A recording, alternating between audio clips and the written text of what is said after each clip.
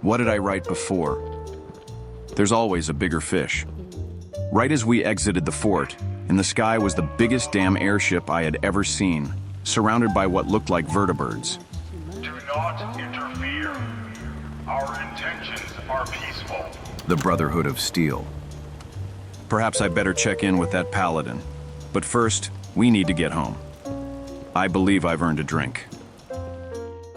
Back at Sunshine, we all spent a good amount of time cleaning gear and armor, fixing up weapons and making improvements in the settlement.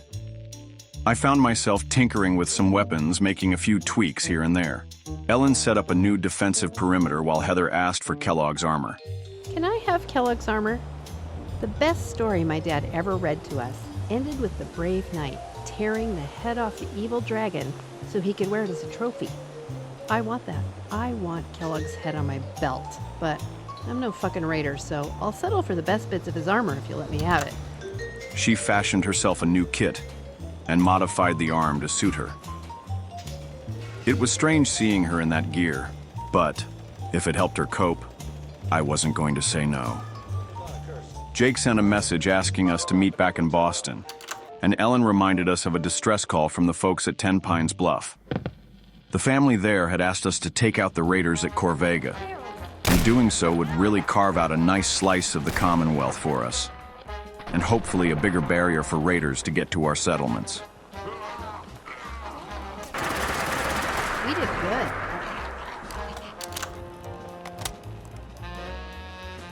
You're with the Minutemen? I didn't really think you fellas still existed. As the sun set, we prepared to head back to Lexington. Started with a perimeter sweep of Corvega. Took out a few scouts and disabled some spotlights to keep things quiet. Seemed like a good idea to minimize the risk. But once we got a better look, the front entrance seemed as good a way in as any.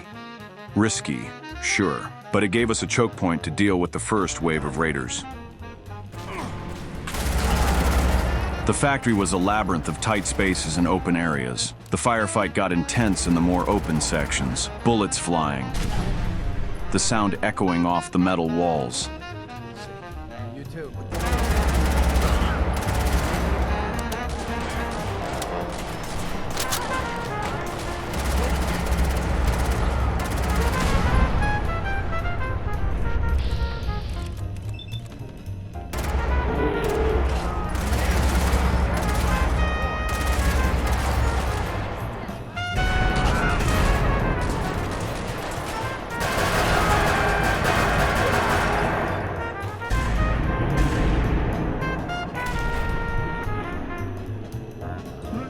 Raiders would run when they see us coming.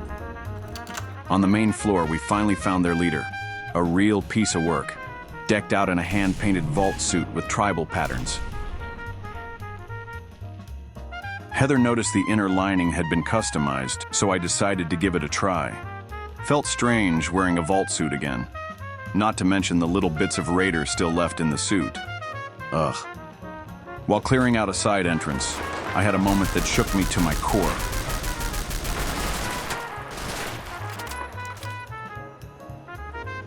One of the raiders, after a solid hit, just flew into the sky. Not like he was thrown by an explosion or anything, but as if gravity just gave up on him.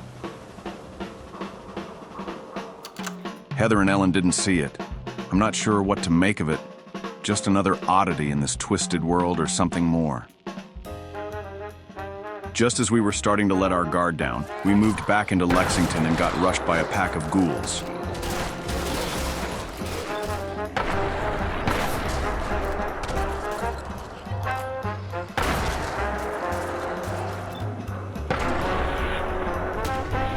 Ellen got swarmed, but we managed to pull through.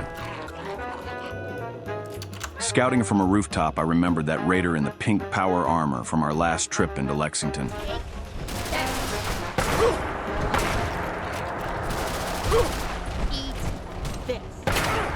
And after a tense and close battle, we took him down.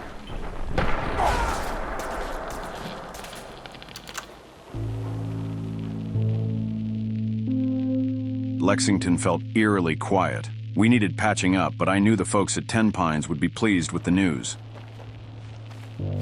After everything that has happened, today just felt like a distraction. A bloody, violent, crazy distraction.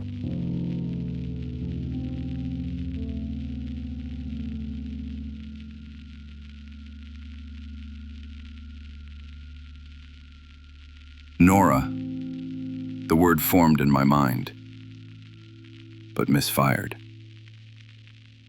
A breath before being dragged back under.